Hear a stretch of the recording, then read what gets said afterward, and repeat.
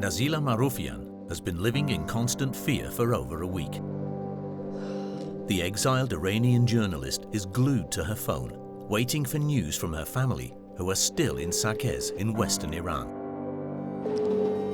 J'ai essayé plusieurs fois, mais ça marche plus. Même avec, ils ont même coupé les lignes de téléphonique fixes et mobiles. J'ai envoyé des messages, plein de messages pour mon frère.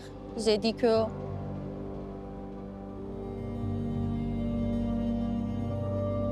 mon corps, je t'aime beaucoup.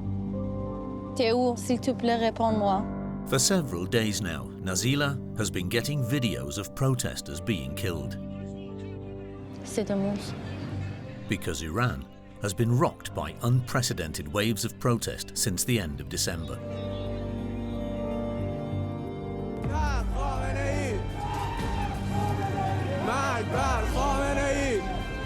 Thousands of Iranians throughout the country are calling for an end to the rule of the dictatorship of the mullahs who've been in power for 46 years. They're attacking all the symbols of the Islamic Republic, setting fire to mosques and public buildings.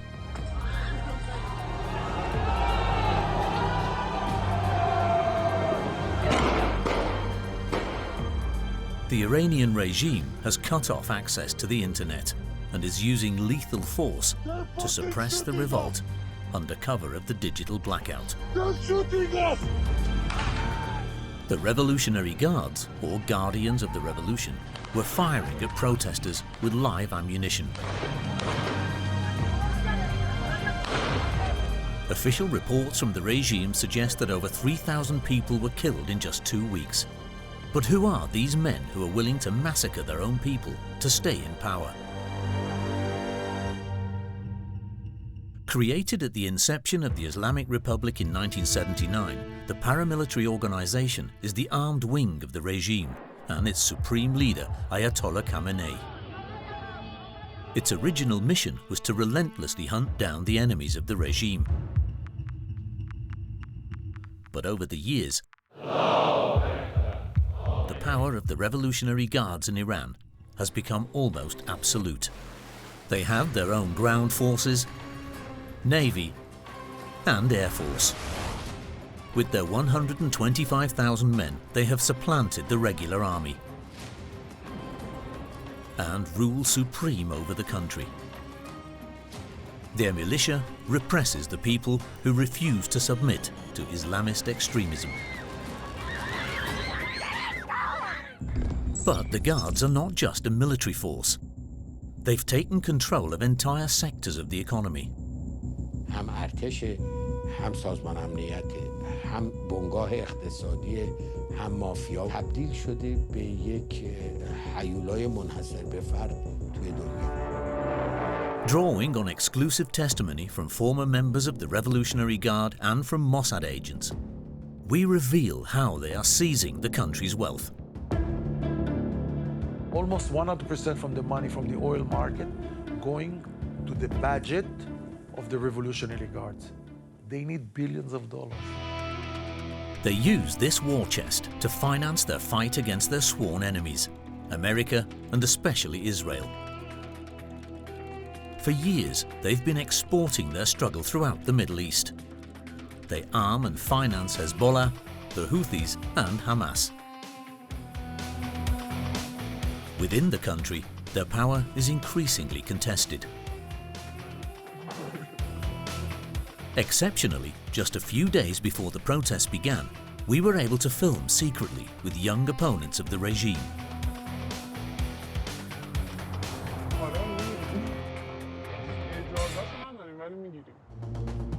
In recent weeks, the revolt has spread to every social class, every city and the countryside. Anger that could topple a regime that has been in power for 46 years. We went to Washington, to Dusseldorf, to Tel Aviv to investigate the Revolutionary Guards. Tehran, with its 9 million inhabitants, is the capital of one of the most closed dictatorships on the planet, the Islamic Republic of Iran. It's impossible for Western journalists to visit. These images were filmed by a local team a few weeks before the uprising that shook the country. Filming was authorized by the regime, but it was very tightly controlled. This is what the authorities want to show the world.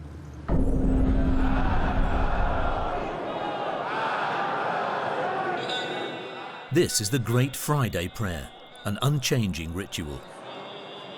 As every week, thousands of supporters of the Islamic Republic have gathered at this mosque. The men are inside.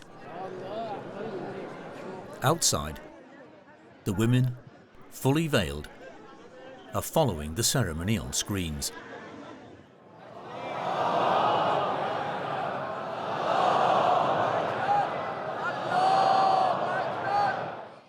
This prayer is fuel for the regime's propaganda.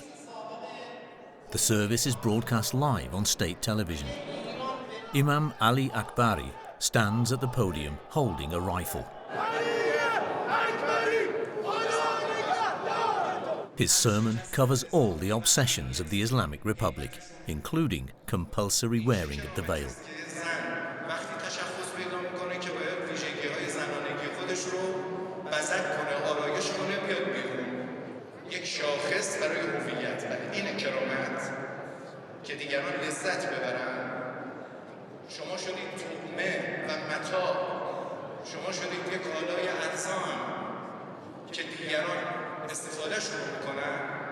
The country's disastrous economic situation also features in the sermon.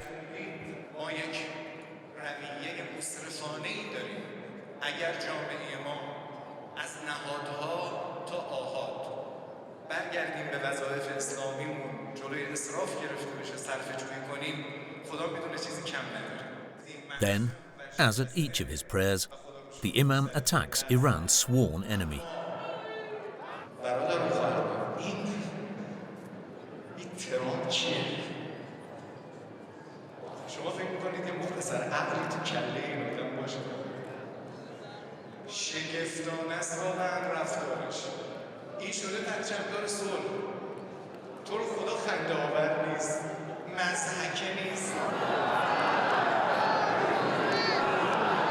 It's 2 years since the 7th of October attack that left 1,200 people dead in Israel.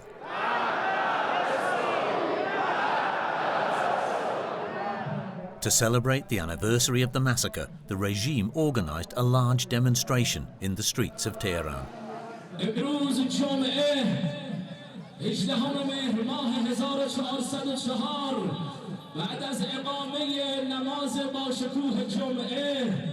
این جمعیت این صدا نیست از تهران پایتخت ایران اسلامی و مشت‌های گره کرده مرگ بر اسرائیل. Supporters of the regime proudly trample on Israeli and American flags. Some agree to answer our questions and faithfully recite the official propaganda. فکر می‌کنیم که چه پیامی داره به کشورهای غربی میرسه؟ این پیام مردم حماس، غزه و فلسطین پیامش اینه که واقعا باید ترامپ و نتانیاهو از تاریخ روزگار محو بشن. به دشمنان جهان اسلام پیاممون رو ابلاغ میکنیم که ما سرسختانه پشت نظاممون ایستادیم و از رهبر معظم انقلاب با تمام توان حمایت میکنیم. The revolution this young man refers to is the revolution of 1979. The starting point of Iran's recent history. At the time, the country was an authoritarian monarchy supported by the United States and ruled by Shah Mohammad Reza Pahlavi. He was overthrown by a cleric, Ayatollah Khomeini, who founded the Islamic Republic of Iran.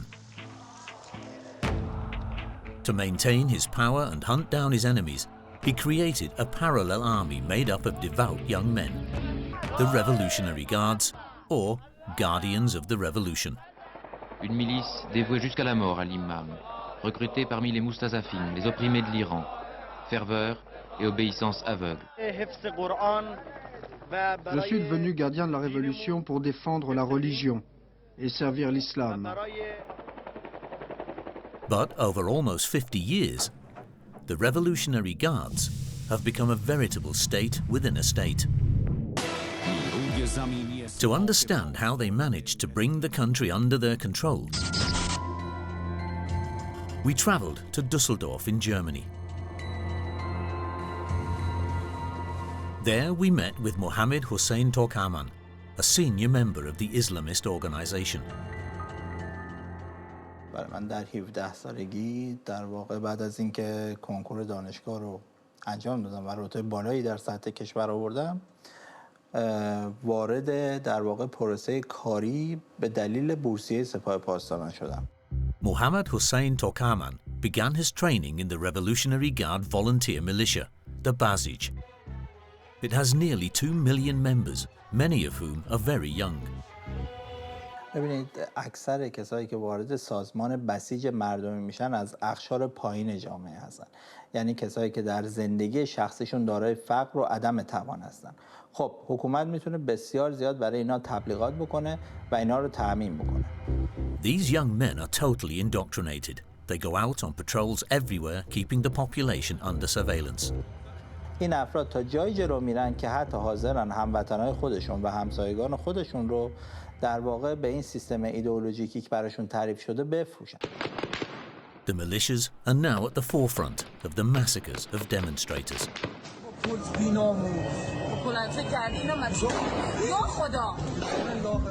Mohammed Hossein Torkaman then rose through the ranks and joined an elite unit.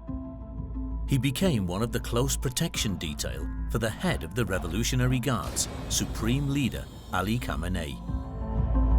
در رابطه با روبرو شدن با ایشون که باید گفت طبیعتاً هر روز ما ایشون میدیدیم، چون در قسمتی که ایشون با دولت کار میکنه تصمیمات اصلی دولت رو شخص آیت الله خامنه ای میگیره، تصمیمات نهادهای اطلاعاتی کشور رو هم به همین شکل. The 86-year-old cleric promotes an ultra-fundamentalist interpretation of Islam. On his official channels, he often appears in front of fully veiled female supporters.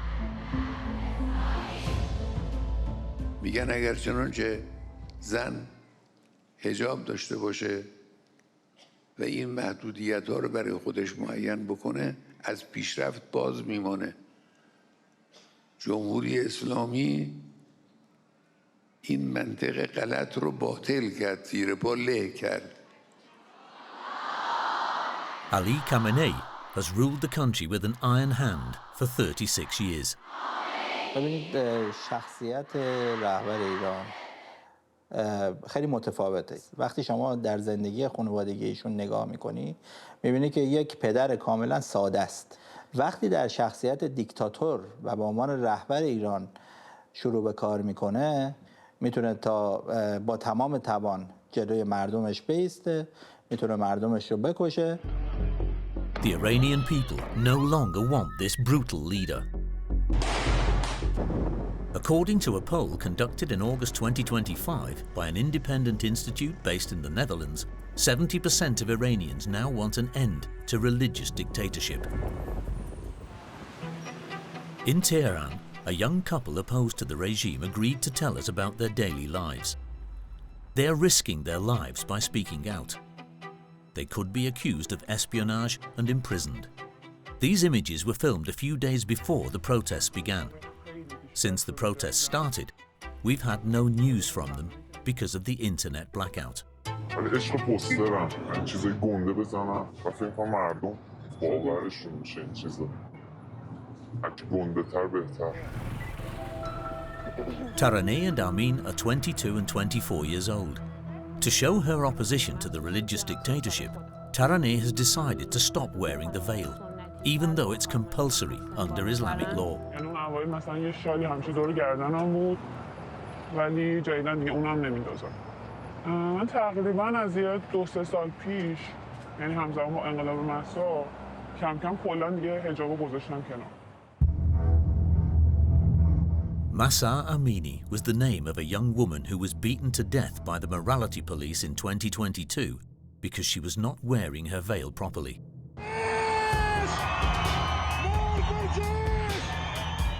The murder of this 22-year-old student sparked massive protests across the country.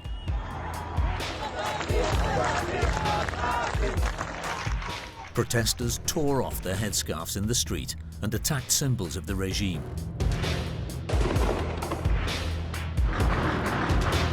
Even at that time, the protest movement was brutally suppressed. Hundreds of women were imprisoned. Some were raped or tortured in prison. But Mahsa Amini's death gave thousands of Iranian women the courage to show their opposition to the religious authorities. تعداد زنایی که میبینم اطرافم حجاب ندارن نسبت به چند سال گذشته خیلی زیاد شده، مخصوصا توی همسن و سال خودم. ولی حتی تو خانواده‌های سنتی تر و خانمایی که مثلا سن بالاترن توی اونا هم میبینم که خیلی کمتر حجاب دارن.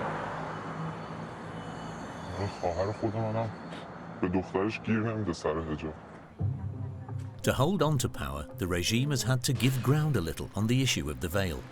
Les filles continuent à vivre, pour la plupart, notamment les jeunes, sans foulard, à prendre le métro tête nue, à s'asseoir aux terrasses des cafés sans voile obligatoire, à marcher dans la rue sans voile, même si régulièrement il y a encore des tentatives de répression du système. The Revolutionary Guards regularly try to regain control by sending in the morality police. To set an example, they round up women who reveal too much of their hair. That happened to Taraneh last year. من و دوستم داشتیم توی کوچه واسه خودمون قدم می‌زدیم، خیلی خوشحال از فضای بهاری و اینا، و یهو ماشین گشت از روبرو اومد، ما دو تایی کلا قفل کردیم.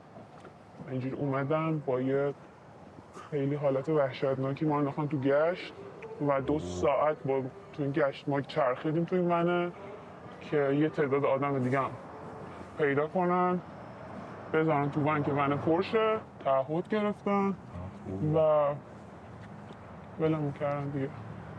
ولی خب خیلی تجربه تحقیر برانگیزی بود. Despite this heavy-handed reminder of the law, Taraneh continues to walk around bareheaded, living an apparently almost normal life for a young person. آره میگیریم. اجازهشو نداریم ولی میگیریم. فعلا خط قرمز بوسیدن است بیشتر. آره. اینو خیلی کم میشه. It's impossible to kiss in public, but this unmarried couple smoke openly in the street. And lovers can sit together at this cafe in central Tehran.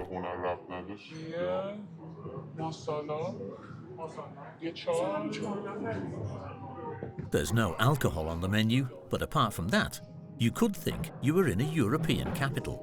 آره فکر کنم جایی که آدما با هر یعنی کافه اولین جاهاییه که آدم با هر عقیده و هر انتخابی میتونن بیان کنار هم باشن و هم وقتی کنار هم میبینه آدم رو یکی نجات داره یکی نداره اصلا خودش نموده. It's a space they can feel free, where Taraneh and Amin no longer hesitate to openly criticize the supreme leader of the revolution, Ali Khamenei.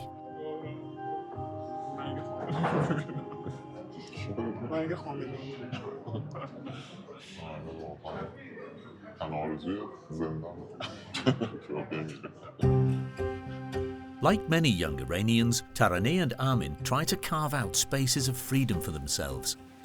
Tonight, the couple are going to a party at a friend's house. Little tops and silk blouses have replaced traditional outfits in Taraneh's wardrobe. من خودم تا 1-2 سال پیش خیلی متوجهش نبودم، ولی از وقتی واقعا یه شال سرم نمی‌کنم یا اون قضیه کوتاهی بلند لباس واسم مسئله نیست، خیلی بیشتر احساس می‌دارم که خودمم و راحت‌ترم و دیگه کاراکتر توی خونم خیلی با اون چیزی که بیرونم فرق نمی‌کنه و این خب به نظرم خیلی مهمه. عالی شدی. مطمئن؟ آره. من چطورم؟ خوبی. عالی. Before leaving for the party, the couple have a drink of smuggled alcohol. یه شات واسط بریزم؟ آره بریز بخوریم و بریم. میدونی هم داشتم به چی فکر میکردم؟ چون فکر میکردم که اگه همین دوره همی و مهمونی و رفت آمده نبود اولا دیگه چی واسه اون باقی نمید. یعنی The party is in a residential district of Tehran. کاش که تو مدرسه میگرفتیم.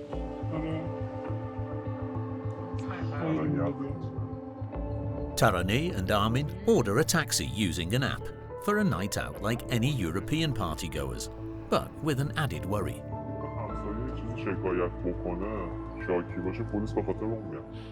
With a quarter of the population still in favor of the government, young people are afraid of being reported. جای شهر در هر کاری که در حال انجام هر کاری باشه یه ترسی وجود داره که پلیس بیاد و بخواد بهت گیر بده. خبر مهمیه. خیلی وقت دیگه گیر نمیاد. برچیده شده. As with the veil, the Islamist regime has relaxed the rules on gathering somewhat in an attempt to win young people over. That night, the 30 or so friends were able to dance to American rock music until the early hours of the morning without being disturbed. The mullah's regime is progressively losing its grip on the people of Iran. Even their so-called glorious deeds no longer interest many people. The Revolutionary Guards allowed us to film in a place they're very proud of, the former US Embassy, now converted into a museum of espionage. This is a place that promotes hatred of America. But it no longer thrills the crowds. The rooms are desperately empty. There are no Iranians. We came across only a few Japanese tourists who seemed to be there by mistake.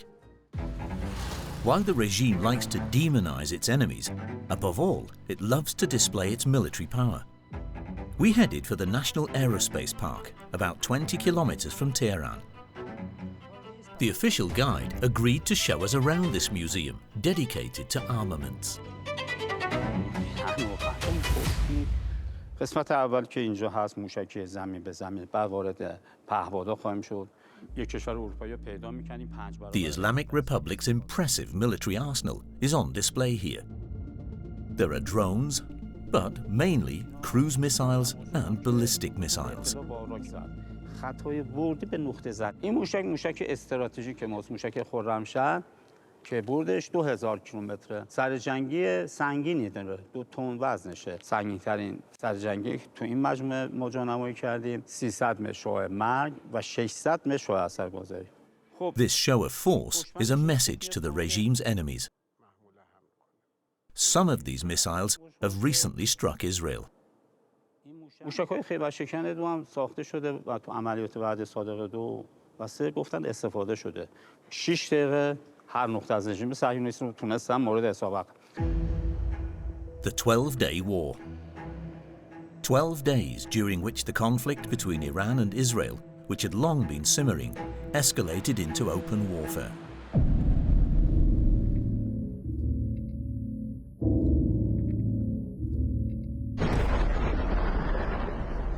At 3 o'clock on the first morning, Tehran was shaken by a series of explosions.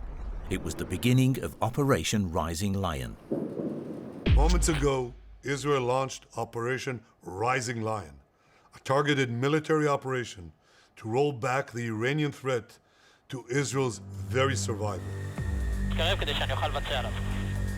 A few hours earlier at the Nevatim military base in southern Israel, nearly 200 aircraft had taken off, including F-16 and F-15 fighter jets.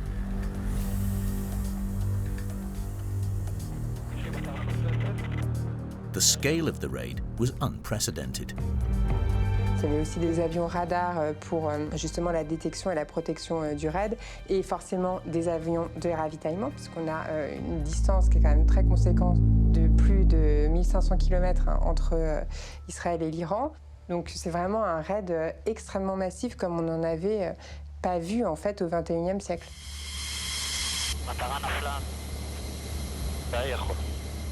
This is one of the most impressive military operations in modern times. With formidable efficiency, the IDF neutralized Iran's air defense systems.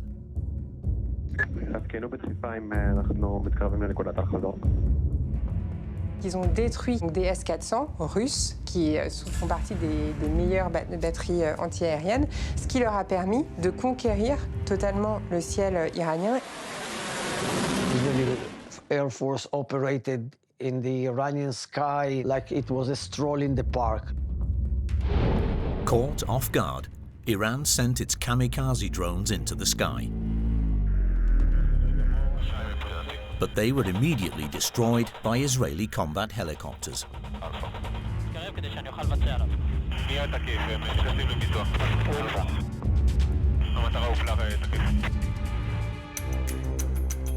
Cornered, the leaders of the Revolutionary Guard Air Force then made a serious mistake. They decided to meet to organize a counterattack. The trap set by the IDF was closing in on them.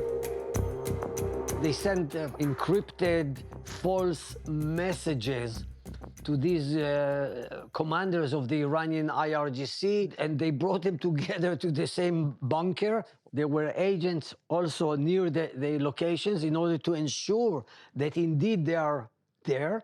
And then the Israeli Air Force bombed the place. Ils visent ce qu'on appelle le C2, c'est-à-dire le système de commandement. Le fait de cibler d'un coup le commandement, ça vous permet de créer un effet de surprise et ça suscite par ailleurs aussi évidemment l'effroi. In retaliation, the Iranian regime fired more than 500 ballistic missiles at Israel. Allahu Akbar! Around 50 of them reached the heart of Tel Aviv. Israel retaliated in turn.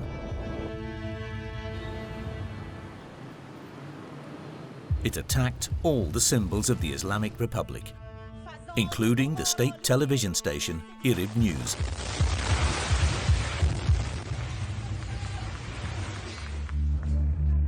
Leading figures from the regime were simply taken out in their Tehran homes.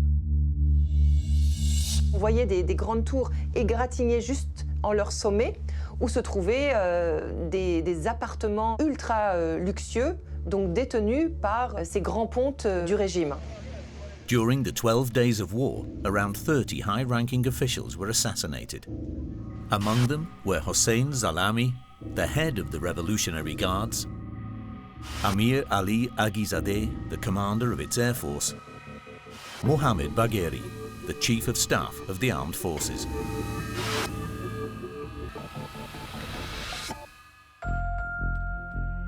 But Israel's main aim in Operation Rising Lion was to strike at the heart of the Iranian system, its closely guarded nuclear program. Several of the program's top scientists were assassinated, including the head, Feridun Abbasi. So the Israeli assassinations of between 10 to 15 nuclear scientists during the war was certainly an impressive accomplishment, mainly due to the fact that those were not ordinary nuclear scientists. They were actually playing a major role concerning the weaponization part of Iran's nuclear program. The research center in Isfahan was bombed.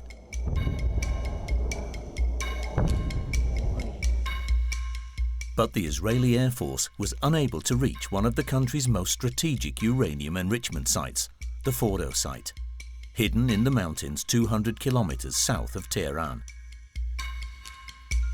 Les Israéliens, ça fait longtemps qu'ils veulent cibler les installations nucléaires iraniennes et donc les Iraniens ont eu le temps de durcir leurs installations, c'est-à-dire de les protéger, donc de les enterrer. They put the Fordo enrichment plant 40, 50 meters deep inside the ground, even in some places 90 meters. Now, the Israeli Air Force doesn't have these monstrous bombs. Even if we had the bomb, we don't have the bombers. But Israel was then able to count on very valuable assistance from the skies. The Americans and Trump said, We will do it, we will do it. And that's the Americans, the bombers came with these huge bombs and GBU bombs. On June the 22nd, 2025, 12 penetrating bombs, each weighing 13 tons, were dropped on the Fordo site by the United States. Tonight I can report to the world that the strikes were a spectacular military success. Iran's key nuclear enrichment facilities have been completely and totally obliterated. Thank you. Donald Trump congratulated himself. But despite the huge craters visible in these satellite images, the truth was slightly different. Iran's nuclear program was certainly degraded and delayed. They still have the technical capabilities and the technology, and they still have about 450 kilograms of enriched uranium to 60%. So from the technical point of view, they can still do that, but it's going probably to be a very risky decision for them if they don't want to trigger another round of Israeli or even US strike. But how did Israel prepare for this large-scale operation? The military offensive would never have been possible without an infiltration campaign by the Israeli secret services, Mossad. It was built over years, a layer upon layer. For a decade, the Israeli secret services have been deeply penetrating Iran.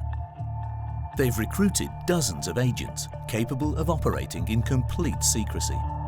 But the Mossad began working on a program to recruit foreigners. Foreigners who are familiar with Iran. So mostly they have to be Iranians, but not necessarily. They have to speak the language, Farsi. They have to know the culture. It's called foreign flag recruitment. Mossad relies on a number of key levers to attract recruits. La matrice pour le renseignement, c'est la matrice qu'on appelle MICE. Donc money, c'est-à-dire acheter les gens. Idéologie, donc ça c'est plutôt du coup la haine du régime. La coercition, donc récupérer des infos sur est-ce qu'un tel est homosexuel, est-ce qu'un tel a une liaison, et ensuite faire du chantage envers les gens. Et ensuite l'ego, c'est-à-dire la volonté, du coup, enfin le sentiment d'avoir une action décisive sur l'histoire. These undercover agents are said to have helped to transport ammunition and remote-controlled missile launchers into Iran via networks of smugglers. The easiest way is to smuggle it through the borders. Smuggling in Iran is a way of life. There is human traffic, you smuggle women, you smuggle drugs, you smuggle goods, electronic goods, and you smuggle weapons. Some of the components transported were also used to assemble kamikaze drones in clandestine workshops. Mossad agents then used them to destroy military targets.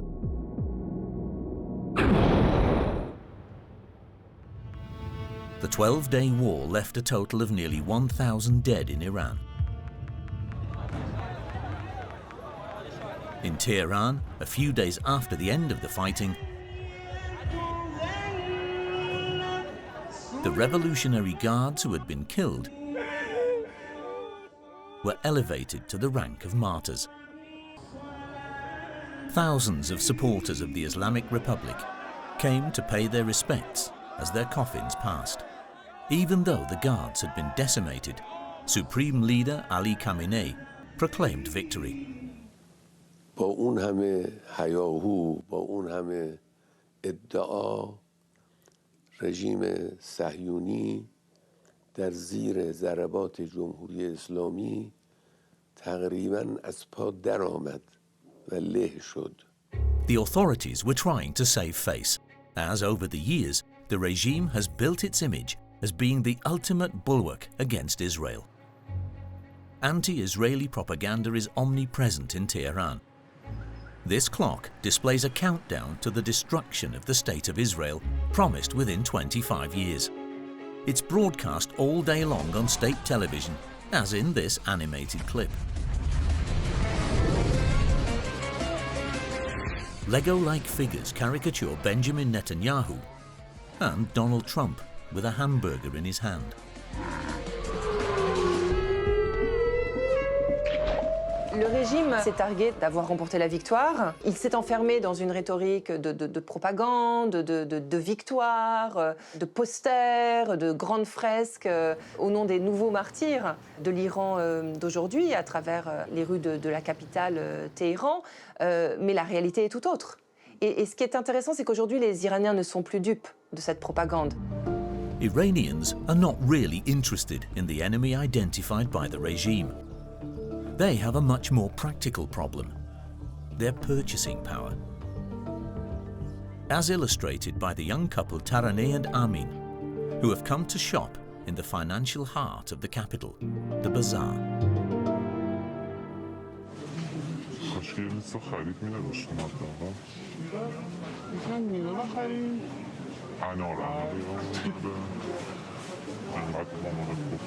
Pomegranates are a staple of Iranian cuisine.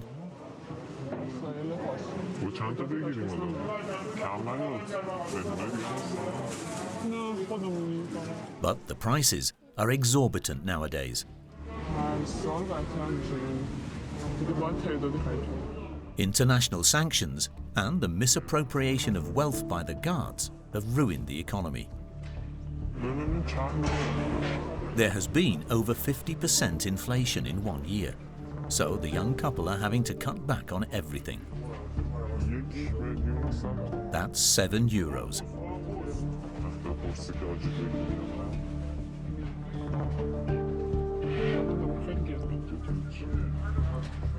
With an average wage of €170 per month, even basic necessities have become unaffordable.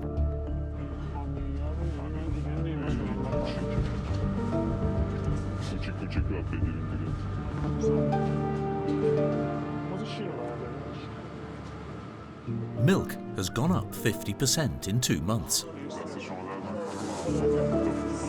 Bread, the staple food for Iranians on low incomes, has tripled in price in 1 year.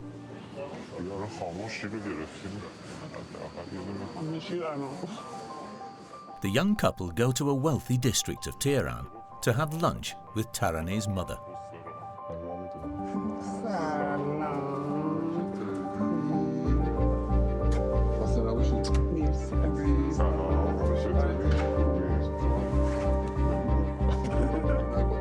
There's an American fridge, air fryer, and espresso machine. This is an upper-class family.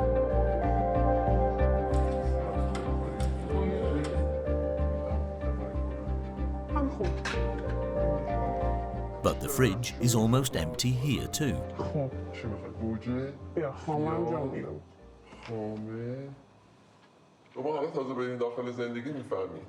من و بابات که ازدواج کردیم از این خبرها نبود که یه دونه از این چرخ دستی‌ها می‌بردیم تو فروشگاه انقدر خرید می‌کردیم 6 تومن دیگه لازم نبود شوینده و همونه دیگه عزیزم درک نمی‌کنی جوونی ما رو به قول می‌زنیم میگه ازدواج کن رفتیم نه توی آجیل نتونستیم بخریم.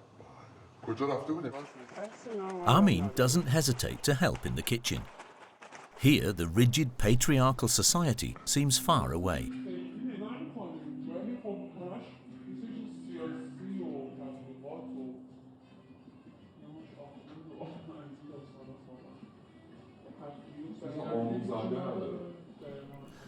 BBC Persian is on in the living room. Taraneh's mother also gets her news from the internet.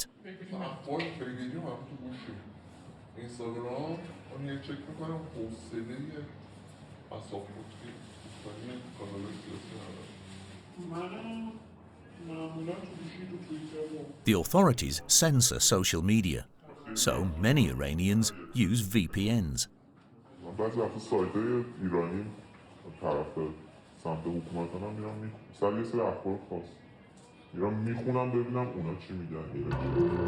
The Revolutionary Guards control the media and telecommunications. But they also have a stranglehold on almost every other economic sector in the country. So how did they become a veritable state within a state?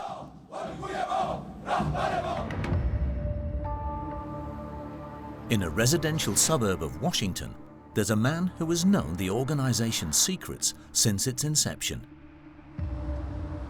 Mohsen Zazigara fled Iran after being threatened by the Revolutionary Guards. هم ارتش، هم سازمان امنیت، هم بنگاه اقتصادی، هم مافیا تبدیل شده به یک هیولای منحصر به فرد توی دنیا. Mohsen Zazigara created this monster more than 50 years ago. In the late 1970s, the young student was a disciple of Ayatollah Khomeini, the founder of the Islamic Republic. I'm here. Mohsen Zazigara witnessed the gradual transformation of the Islamist militia.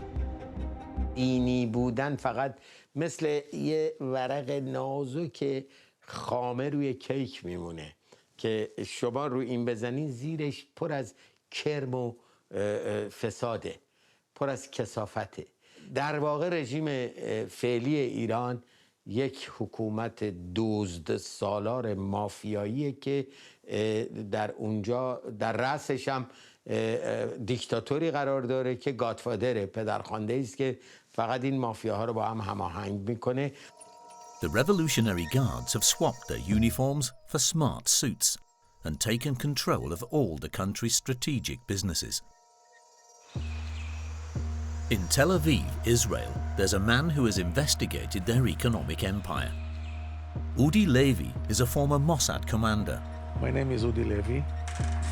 I was in charge inside the Mossad in all the economical warfare against Iran for 15 years.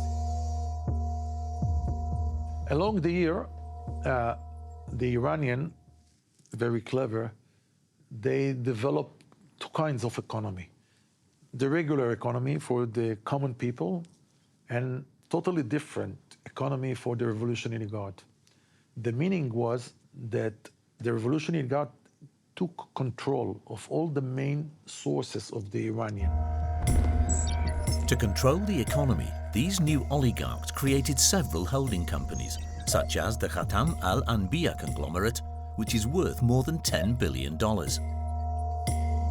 Khatam al-Anbiya reconstruction headquarters has moved towards super projects which were hitherto undertaken by foreign companies. Khatam al-Anbiya is one of the main institutes for real estate, building. They are doing most of the huge infrastructure. بیشتر کانترکتورن اونایی که به خاتم الانبیا وصلن و پروژه های بزرگ کشور رو گرفتن، از پروژه های سدسازی و راهسازی و ساختمانسازی تا پروژه های نفتی و غیره. Their main resource is oil. Iran has the 5th largest reserves in the world, a source of considerable wealth. Almost 100% from the money from the oil market going to the budget of the Revolutionary Guards. This is one of the main sources that they have. To finance all their activity, they need billions of dollars. The oil, subject to international sanctions, is mainly sold to China. And the Iranians have set up a sophisticated system to circumvent the embargo. Every day, 2 million barrels of oil leave the Iranian coast aboard ships that disappear from maritime radar by cutting off their geolocation beacons. So, for example, when they take an Iranian tanker, oil tanker, it doesn't leave directly to China. It goes, for example, to Malaysia or Indonesia, where the oil is transferred on another vessel with a different flag, and then from Malaysia and Indonesia it goes to China. به هیچ کس هم جواب نمیده که اصلا چقدر نفت به چه قیمتی فروخت و بعدم پولش رو به چه مصرفی رسوند. This trafficking allows them to rake in colossal profits, estimated at nearly $50 billion a year. And to launder this money, the Revolutionary Guards have woven a global network of shell companies in Turkey, China, and the United Arab Emirates.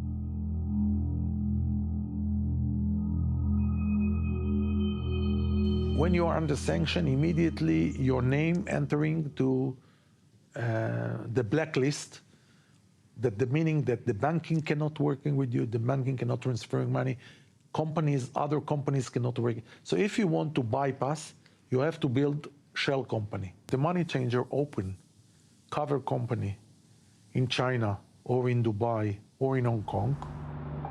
For denouncing this mafia-like system, Mohsen Sazegara was imprisoned 5 times in Tehran's Evin prison by the Revolutionary Guards, the organization he himself created.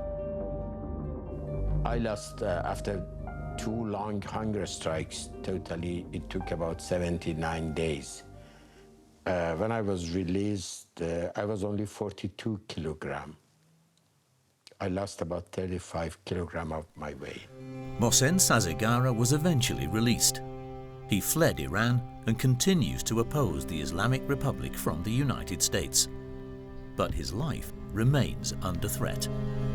The FBI has warned me, the intelligence of Revolutionary Guard is planning to kill you. Informed that they want to kill me. I heard that Khamenei personally has ordered that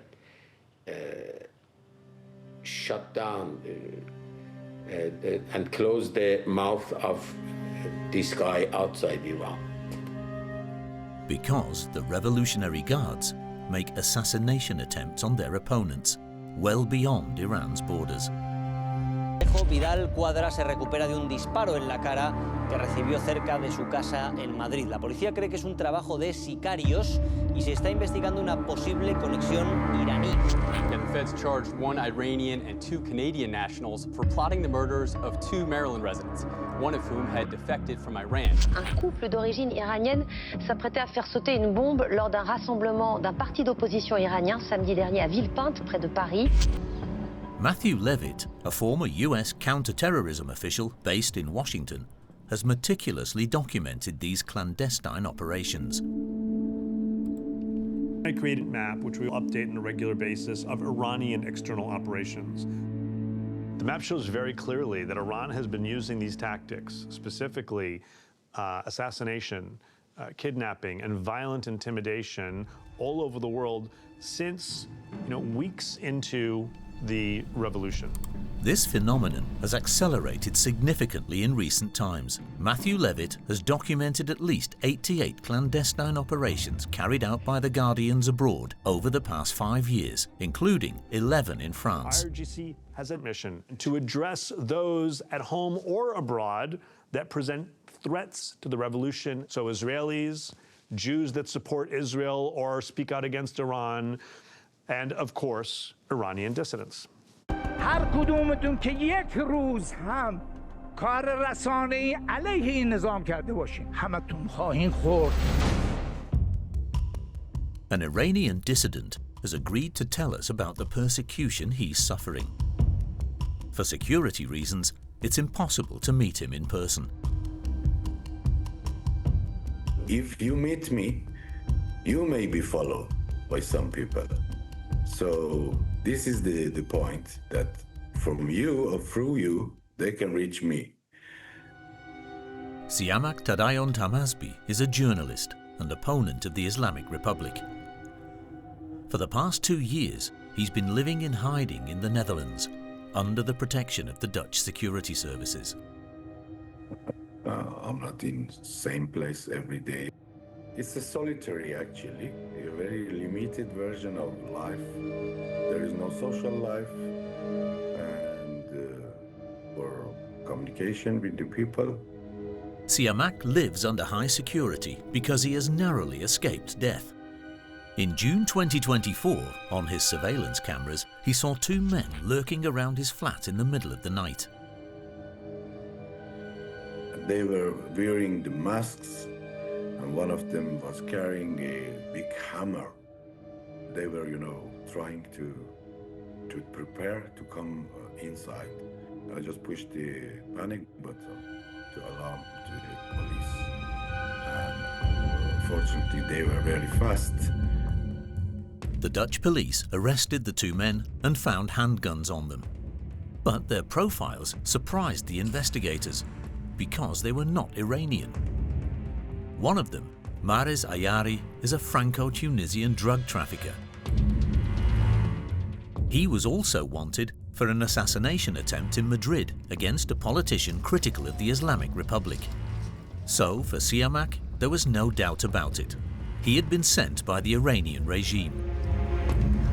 They hired the mafia that, they just pay and they don't want anything to know about that. They just want a picture from the person who get killed. And the rest, they are not involved. Nobody can prove it. Assassins in the pay of the mullahs. The Revolutionary Guards rely on organized crime, such as the Hells Angels motorcycle gang in Canada, or drug traffickers in Europe. For these organizations, this is business. If the money is good, and if they have the capabilities, they'll seriously consider the job. And for Iran, that's useful because those are people who presumably have some skills. This theory is confirmed by the Dutch intelligence services in their 2024 annual report.